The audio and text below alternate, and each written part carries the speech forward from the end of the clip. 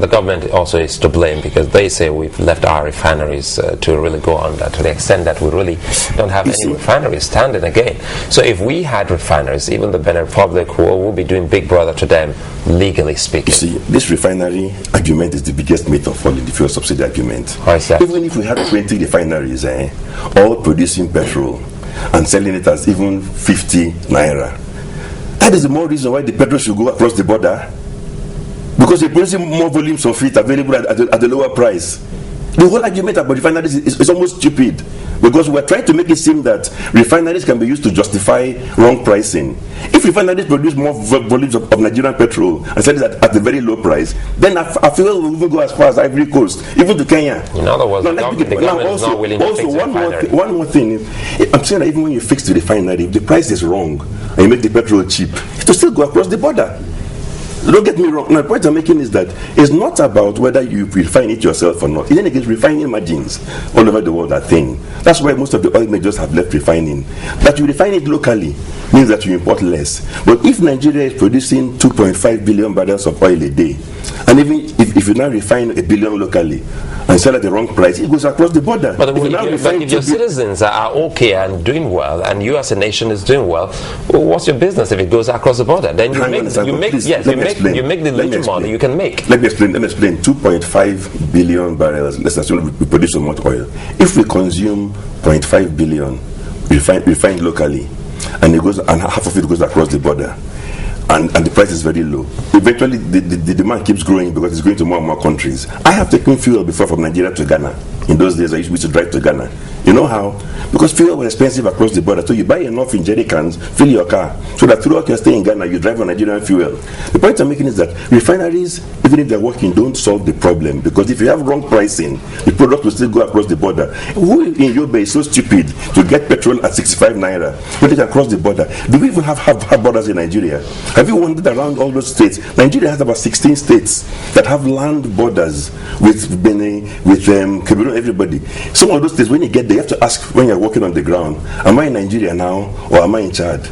You don't even know. Okay, but so my point, please, let's just be very clear on the issue of refineries. Yeah. The second thing is that if you have this system where refined petrol sells at below world market price, that is the more reason why the private sector will not build refineries.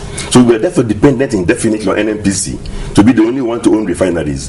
And with all due respect to NNPC and the government, they have no business being in business. There are 100 countries in this world where the government don't own a single refinery, and they have fuel being sold every day. Mr. Peterside, in fairness to the Nigerian populace, they have begun to accept that deregulation is something that is good for them.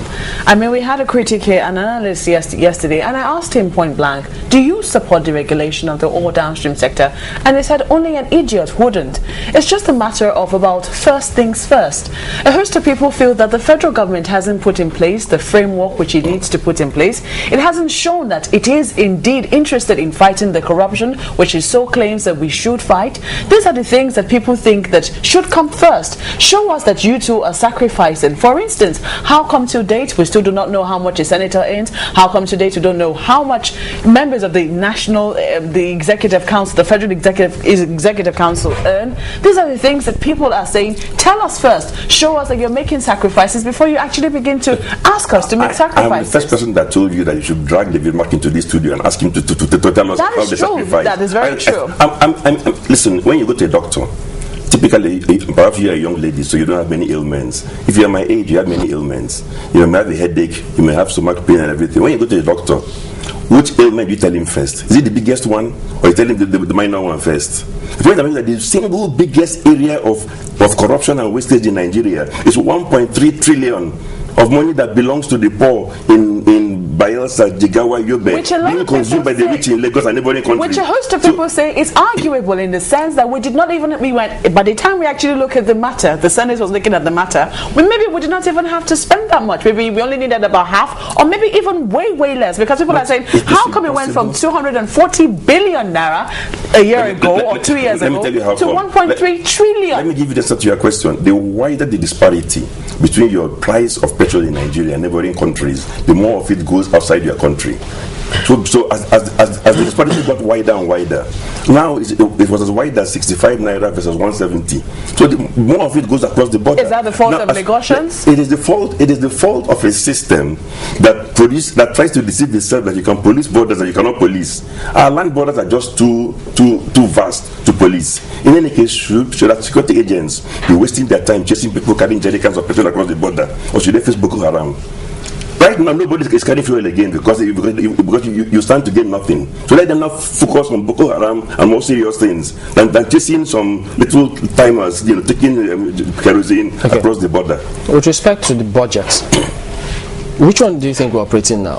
2012 or 2011? I'm not an expert on the budget timetable. No, because as far as I'm concerned, the 2011 budget, as far as I know, we have made the profession and everything. Now, of course, government does not stop because you still have to pay salaries and so on and so forth. But the point I'm making is that I'm in favor of government deciding that in 2012, distribute this money to the various arms of government. Let each person design his own policy. So therefore, let's River State design its own fuel subsidy.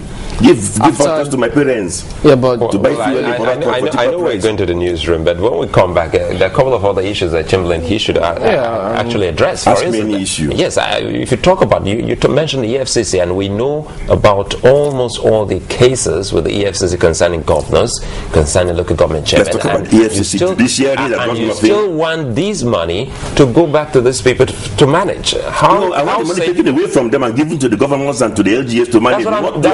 That's what I mean. The governors, even the NNPC, seem to be better than the governors. Almost all the governors, by the time they leave offices, we get to see them before the EFCC. And the huge amount of money with which we're told that they have embezzled is mind-boggling. Money to the rightful owner. Let the NNPC only worry about the federal government share. Would it be okay for the rightful owner to consume the money? Of course not, but it is his to decide how let his populace tell him how he should consume the money in his own state. The money belongs to him. Give it to him. As a reputable businessman, you do know that there are so many factors that need to be considered before taking even an economically correct decision. Sure. But at the moment, they've taken this decision such that the citizenry seems to be asking perhaps more questions than ever. Because eventually, if Labour goes on strike on Monday, the economy loses, the people out there have to suffer. But now, a group of people have gone to court. They say the operational budget at the moment is the 2011 budget, for which 240 billion, even though they say they ended up spending far much more than that, is budgeted for that. And so, we're going to find ourselves going back. I'm also willing to go to court to demand the opposite, that the federal government of Nigeria, through NNPC and the Ministry of Petroleum Resources, has no business spending 1.1 trillion or 1.3 trillion of money that does not belong to them. I have done the numbers. In the 2012 budget, my own state, River State, will get an additional 50 billion on account of the removal of the subsidy. That money belongs to us. I will also go to court to demand that the money be given to us, not given to Lagosians like myself who live in Lagos. The money should go to the poor in my own state as well. So let's all go to court and resolve it there. How is the money being given to Lagosians, Mr. Peterside? Because I go with my car and consume. Because I go with my car. I have a boat. I buy petrol from my boat and I consume it as well. My point is that from River State, living in Lagos. True, but my point is that exclude people like me from that subsidy. That's why I said I prefer a fuel voucher system. Don't give me subsidized petrol to put in my boat in Lagos. Is it not possible money that belongs to the poor in my state?